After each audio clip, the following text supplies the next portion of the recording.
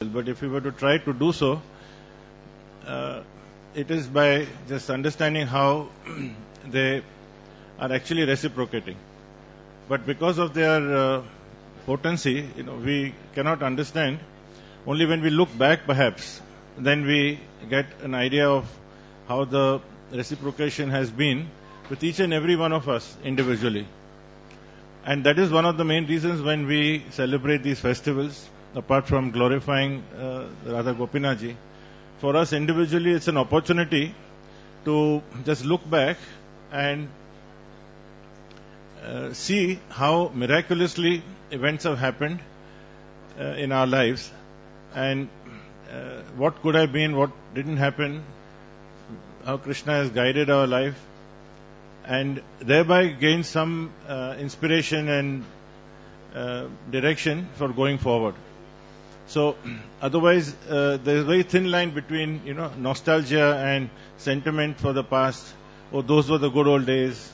It's not like that. It's actually great joy to see how Radha Gopinath ji, through his pure devotee, expresses his desires. And as we heard from this brilliant class of Shyamanand Prabhu, that actually it is almost surreptitiously, how Radha Gopinath ji have really captured us by entering into our every aspect of our life. So, I'd like to first just give though you have heard this probably before, but it may not be so fresh in your mind. So I just would like to take you back to what the situation was in 1987 at the time, 1987 when the devotees came here. The first batch of brahmacharis, they moved into the temple in January 87, while the deities actually came in July of 88, Radha Gopinath ji. So, in the early 70s, Prabhupada made this desire that let there be a temple. We heard that. And then, in the mysterious ways of Radha Gopinath ji, he started, there were some events which were unfortunate from one point of view, where many of us were not part of ISKCON for some time. And because of that, we were looking for space. And actually it was Srinathji Prabhu who was instrumental. He was used as an instrument by Radha Gopinath ji to actually take some very courageous and perhaps controversial decision from a mundane point of view, but which we see was a historic one, and we got this temple. Then Prabhu was really instrumental in, was used as an instrument to get the deities. They were actually meant for some other temple, and on the spot, he just decided. Krishna spoke from within and decided we should take this for. They were available. He just came to know, and he just took a decision on the spot, and then he brought them by bullock cart here. So these we can see as that happened in July 88. But in between, this temple actually was. It was not called a temple. Now just imagine you enter the temple, what is now the temple. There wasn't any gate. It was a very run-down place. There wasn't any marble flooring. We had, where you had the base classes, we had Bhola's classes. And on the other side where the gift shop and the dioramas are, that was also Bhola's classes. Then we had Tinkerbell school, a whole school where Bhaktivedanta hall is just now. And there was a mezzanine. So between that, they had a school of couple of hundred children. Then we had Sampat coaching classes here. And when Lakshminayan temple was, there was the hosiery factory emanating those acid fumes. And then we had the Tinkerbell children coming for yoga in this hall. And then the hall itself was, it is an insult to even start describing what the difference was, because it's as if we are in a different place. Because everything was, there was not this kind of flooring.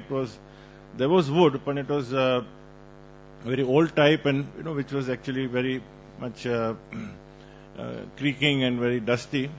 All the sides were very dingy, dark, smelly, There were all jalis all around. There were no deities, of course, so this was blocked off. So it was nobody could even conceive that a temple would come here shortly. And in that place, the first batch of brahmacharis who were here, they didn't, they weren't the very committed, serious type. There was no real guidance as such, because that time His Holiness Radhanath Swami Maharaj also didn't have the authority. And what he did very wisely was that he started coming from 1985-86 onwards, but he would just make friends from the congregation. And there were maybe 10-15 families initially, and then the families grew. The interesting difference between now and then was that many of the initial contacts that he made were mostly people who were in their mid-30s, 40s or older. Many were in some of the family members were in their 50s. So, primarily, it's a very contrasting situation that today the systematic preaching really goes at the grassroots level, which it should. And children who are students and even younger than that, perhaps, they get an experience to come to the temple and they get extremely fired up and they really would like to join in. But at that time, since Radhanath Swami Maharaj, he just came in like a friend. He was a sannyasi. But since we were out of ISKCON, there was no systematic training that was given. We didn't have any. I can share with you that it took me many years. Honestly, this is a fact. It took me many years to understand that there's a difference between Bhagavad Gita and Bhagavatam. I really didn't know. I don't know how many years later, but it was. And sometimes you get an idea that something's different, but it's very embarrassing to ask. And only later, then I could understand. So it may have been 2, 3, 4, 5 years, I don't know. Probably 3, 4 years at least. So even you can understand that there wasn't any systematic knowledge, because the lectures were generally in the morning here, that was all. There was no preaching because there was no facility here. So he started going out every evening, and he was always encouraging devotees to arrange programs. That was his main mood. 7 days a week he would push that, let's have program. The program means somebody is home, whoever's willing. Many friends who volunteered, some of them are still active, some are not so active now, but they helped a lot in the beginning. And there were maybe 15, 20, 30 people in their homes.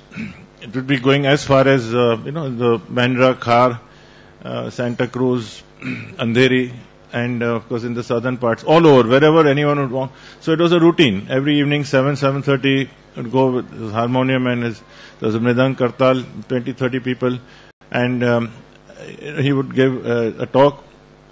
Then he had time for an hour or two of question answers there, then you come here. So there was all the time that he had. But because there was no systematic understanding of knowledge, we were getting to understand the philosophy, but there was no mood to inculcate, reading or what you heard. You took some of it, and the question answers were also more practical because there was no congregation. So when he kept saying that how you could implement in your own lives, that itself was a questionable in many people's minds. How do we do it?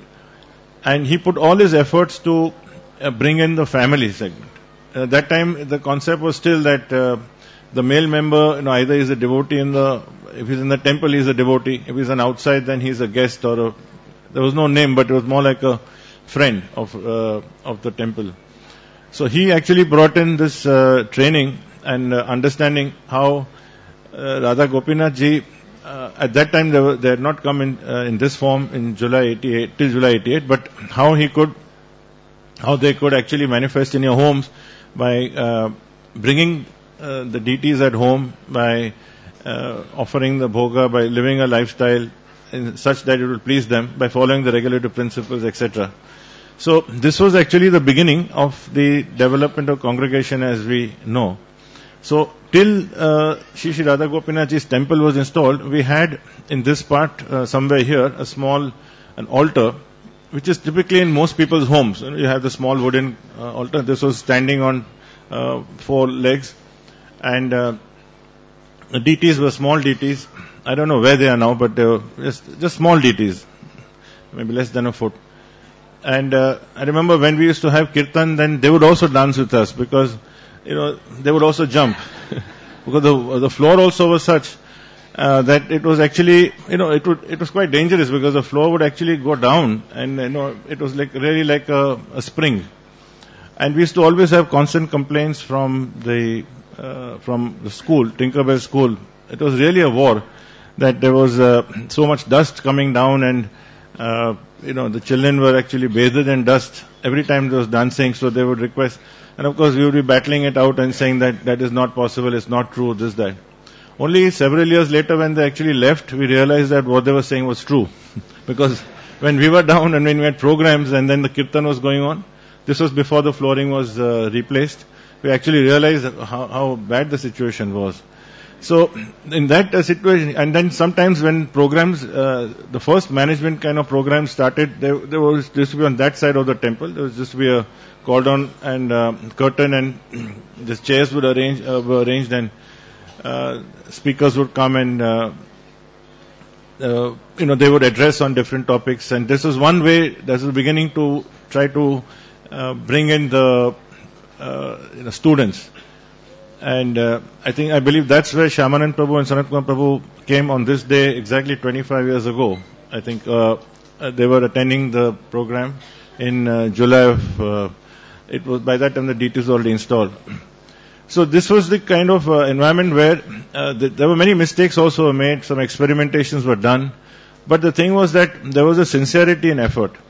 And since Radhanath Swami Maharaj did not have the authority to change it, so he just let on. For instance, there was a period when there was also silent meditation practiced in the sense that we were chanting our holy names but in the mind, not actually orally speaking out. Lasted a short time.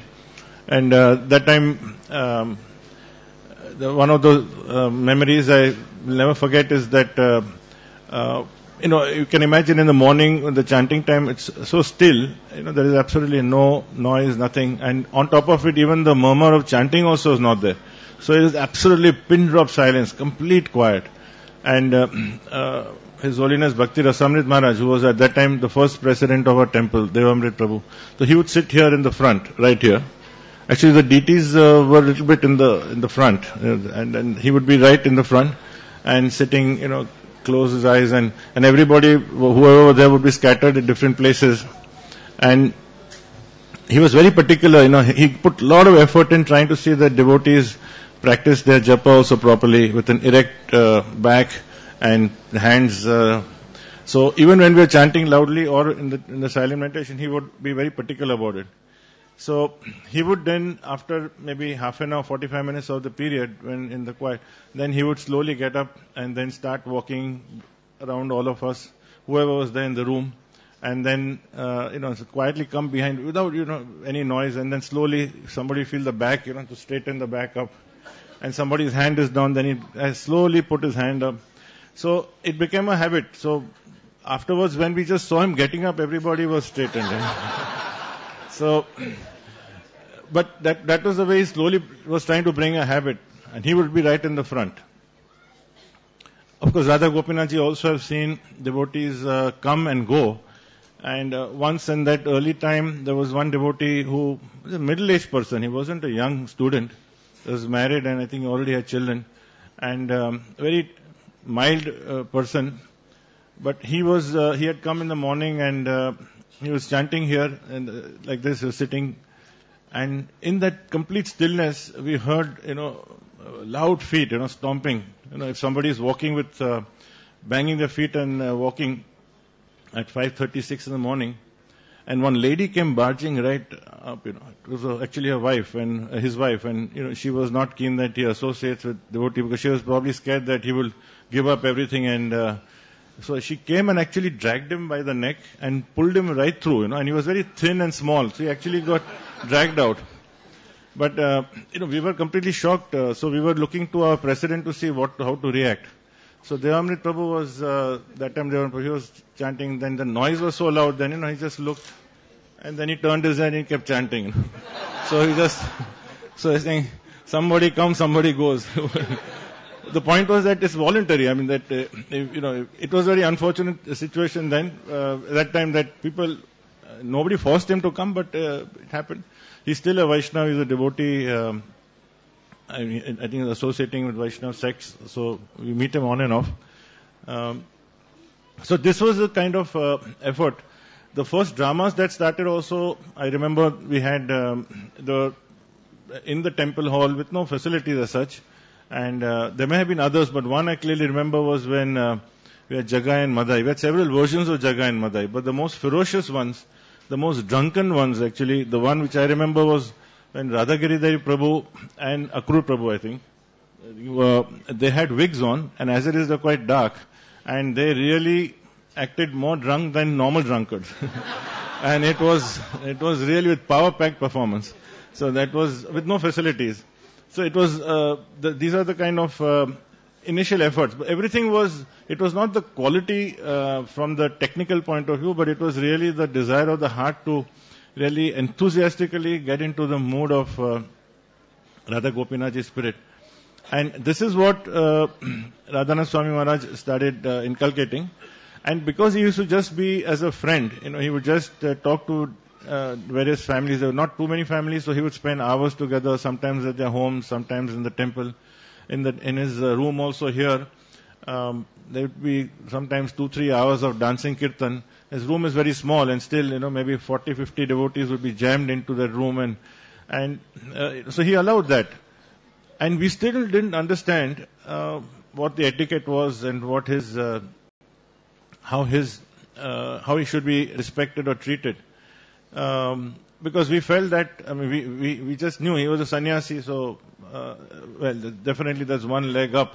But beyond that, it was more, he's just a friend, because you sit on the ground. I don't think it crossed our mind that we have to give him an asan or, make him sit up for several years. And he's the last person to ask, and he was very happy. So only when we look back, that we saw after quite a few years of that went, before we slowly, at some point in time, understood what to treat. So the point I'm making is that this kind of Radha Gopinath's reciprocation was that because of their kind mercy, there's just a sincere attempt, a clumsy attempt, many mistakes may have been made, but they would always be gradually revealing more and more through various means, through scriptures or through devotees, through through Radhanath Swami Maharaj, of course, also what should be the correct way forward. And gradually that's how so many aspects of what we now, how to dress, how to behave, how we talk to others, I'm sure there will be a lot of mistakes being made, which now when people come, there is a greater orientation. There is so much of preaching going on outside the temples before they come, or if they come here, you go through the journey of self-discovery or some other programs, on the Dadar program, Meera Road, so many 75 programs are going on in the city, which systematically give us not only the philosophy but also behavior and etiquette. So many things are understood now. So in one sense, you can say that there is advancement. But on a level of sincerity, I would say that devotees were genuinely there to please, and all we knew was to please him. Radhanath Swami was there, and we only knew him. And he would, we didn't even really have a much greater understanding of Srila Prabhupada. We had some, but not to the extent that we have now. But we knew that he was also just trying to please Srila Prabhupada and the authority at that time, who was also, sincerely in his own way trying to help us. So, one of the experiments at that time also was that we had started lectures in Hindi. Even the Bhagavatam was in Hindi. The idea was that more and more people would get, maybe we will understand. So anyone who had to give a lecture would have to speak in Hindi, thinking that the larger numbers would be not very comfortable with English, so we should start Hindi.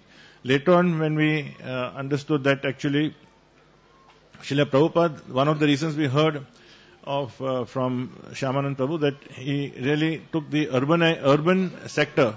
Why? Because he felt that the influence from cities like Mumbai or Delhi would be so much that, and that's why he started in New York. would be such that other people would get impressed and would get influenced and take it to their lives. So therefore in that time, one of the incidents I remember was I was asked to give talk, and I can't speak Hindi really properly, certainly not for a Bhagavatam class. And at that time this room was the DT kitchen. And there was nothing down, it was up. So after my class was over, with whatever effort I could make in my first attempt at Hindi lecture, so Krishnanand Prabhu was one of the senior brahmacharis. He came up to me and he said, and he was not joking, he rarely jokes, he was very serious. He said, Prabhu, thank you so much, I learned so much Gujarati from you today. And because I now don't remember the verse, but he actually told me, saying, I heard this, and then there was a helper with him, so he would ask, what does he mean? He said, no, in Gujarati it means this, but he meant that, what it was. So these were the clumsy efforts we were probably attempting at that time to try to follow Hindi lectures. And at least I was quite relieved when it switched back to English, that could give it because there was a philosophical basis, not for our convenience. So the cultural aspect of change has been so gradual and so subtle that we do not realize, and that's why when we see now against all that we see outside in our societies, in the roads, in the billboards, in the occupational addresses that we are in, here we have been taught also over the time that how we should address sannyasis, what is the respect we have, the etiquette we have, how men should talk to other men's wives, when they should talk, when they should not talk. Similarly, how women should be, why the segregation is there, or why there is a limit, it's a restraint. I wouldn't say segregation, but there's a restraint there. So all this philosophical understanding, that is when we understood what is the difference between wisdom and mundane knowledge.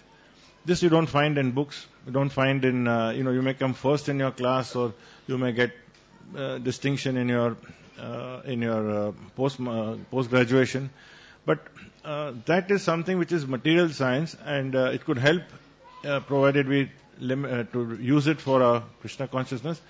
But this is something where how we should offer our prasad, and how we struggle to control our senses, how when we make mistakes, how we try to rectify it. Somehow we have to leave our egos out. Again, as Shyamanand Prabhu mentioned about how this was the first time all of us probably even heard that. I don't think I ever heard the word ego constantly being heard every time, that we have an ego. Then we heard about false ego and real ego. And false ego means it's everything. And then when we heard about lust, first the impression of the lust only means sexual desire. Definitely that is the one which is most detrimental. But then we heard that it is only the gross form of lust, and then there are other forms of lust. So that gets us worried that even if I'm thinking a lot about myself, if I'm having a desire for distinction, for prestige, even if it's subtle, Krishna is in my heart, he will know this. So this is something which would never told to us when we came here, but only when we learned gradually. And not only do we accept it, but we compare ourselves and see where we stand, and we are ashamed that we make mistakes. Also, the question of seniority and junior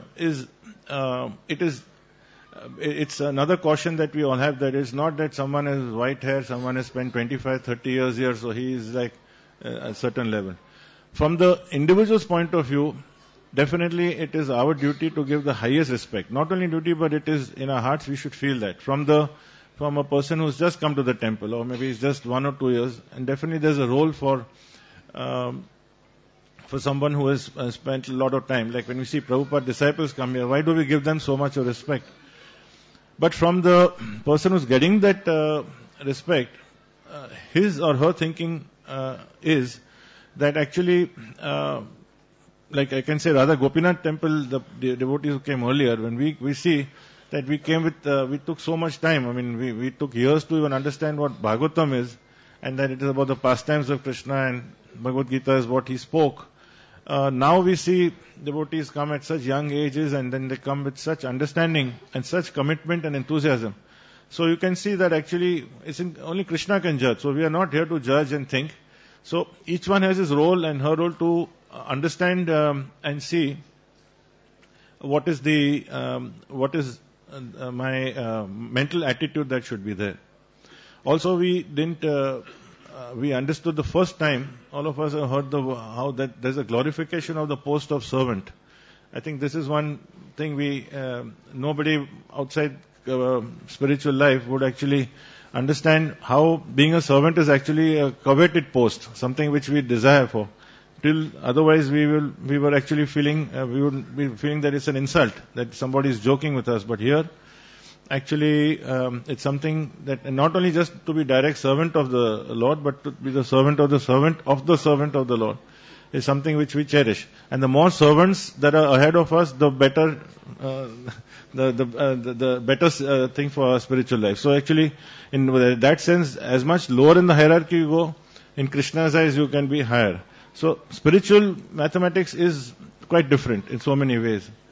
Also the devotional service aspect, when we heard in the temple, there is, I remember in 92 or 93, one of the early marriages that took place, and very nice devotees, they got together and they got married. And this Mataji used to come here regularly to the temple before her marriage. And she would stay in Borivali, in Khar at that time. Now she stays in Borivali. But when she came, she used to come here regularly for DT kitchen. And then they got married in, I think, 91 or 92. And then because of her marriage, and then they were staying in the suburbs, she couldn't come for a service. So she spoke to Maharaj and expressed a deep regret that now my service, I'm not able to come. It's taken away from me. Means now I feel I'm left behind that way. And Maharaj said some very significant words which actually underline the real essence of devotional service. And when Maharaj said that there is no difference between raising your child and doing deity worship. And he has said this many times. So even though we have hundreds of devotees who come here, and that is glorious, those who can come and those who have a chance, there are many others who are maybe in the thousands of devotees who are in their homes or in the projects or in the outlying preaching areas. So if Krishna is in our heart, and that is not, it's not a statement, but it is actually a reality, in such that we try to put Krishna in the center, and always our decisions are based on what Krishna would like. That is the barometer to see that what Krishna would like. How would we know that? Then we would know because we would go by our current authority, whether it's our guru or whether it's a temple president or other senior devotee whom we trust or respect. So if we know that it pleases them, then that matches you would carry that on. So actually, it doesn't matter then what service we are doing. Giving a lecture. That is why in the Brahmachari ashram here, one of the reasons why there's such a strong influence over the congregation has been because though there is a designation of president, but nobody acts as a president for the sake of wielding authority. They have to be coaxed into it. And also devotees may go and give a lecture in IIT, come back in the night, and then they may be having a duty to wash the pots or clean the toilet. So it is a very leveling feel, It is a level playing thing. Everybody, it is according to here the activities are based on our spirit soul, where we are completely equal, whether we are street sweeper or the president of a temple or a country or a company. So primarily this is the understanding we slowly have, and this is what the wisdom we are been getting. So our role, according to our awakening of Krishna consciousness, may take some time. Sometimes we grasp it, sometimes we don't act on that basis. But if we keep coming and if we keep associating, then this is where our knowledge becomes faith. That again, as was mentioned, that our spiritual life, in a sense, actually depends on our development of faith. That is really the basis, that how much faith we have. And even if we have just an iota of faith in the beginning, then with the association, it will gradually increase, and then slowly the cleansing process starts. So if we allow this to happen, then all these other things will become clearer and understanding. So even if we have acted on with great arrogance and nobody in this room can claim not to have done so. Even if we may have made some gross errors, maybe we have humiliated people, maybe we've actually led some sinful activities, it doesn't matter. The amazing part of Radha Gopinath ji is that when we come here, the past is the past. If you want to make a fresh beginning, any time is an auspicious time. You don't have to look at the Muhurat. Right now is the best time, and everything is forgotten. You don't have to carry that baggage. You just start from now. Provided that the real deep feeling is that we want to improve our lives. So this is the reason. And also another thing, only after coming to a spiritual organization like this, and a temple where Radha Gopinath ji and are present, then we actually understand how we can live on the basis of equality, where there is so much talk of equality elsewhere, but there are differences. And here, nobody questions background, whether someone's educated or not, what is the financial status, or whether someone's this caste or that caste. It doesn't matter at all. And we see that actually really doesn't matter. So this is again Radha Gopinath ji's contribution in our lives, how gradually trying to cleanse these kind of coverings and negative feelings that we have. So I just like to add my prayer to what has been said earlier in conclusion, that I really pray that all of our desires to serve Radha Gopinath ji, and it's so wonderful to see this increasing more and more, that literally by the thousands devotees are there. And when we say Radha Gopinath ji, in one sense we are talking of precisely these deities. But in another sense, simultaneously, Radha Gopinath ji means Krishna everywhere. So we are talking of not only the 400 temples of Prabhupada, which are there already, but all other very bona fide preaching and spiritual activities are there. So we're talking of perhaps thousands of places where, so when they're going to Radha Shyam Sundar in Vrindavan, or Krishna Balaram temple in Vrindavan, it is not different than actually coming to Radha Gopinath ji. But for us, there's also a personal Radha Gopinath ji who actually are they are the murtis of our lives, and who are actually giving us this sustenance and this desire to keep improving. So I pray that our enthusiasm and our desire to serve them keeps on increasing more and more. Hare Krishna.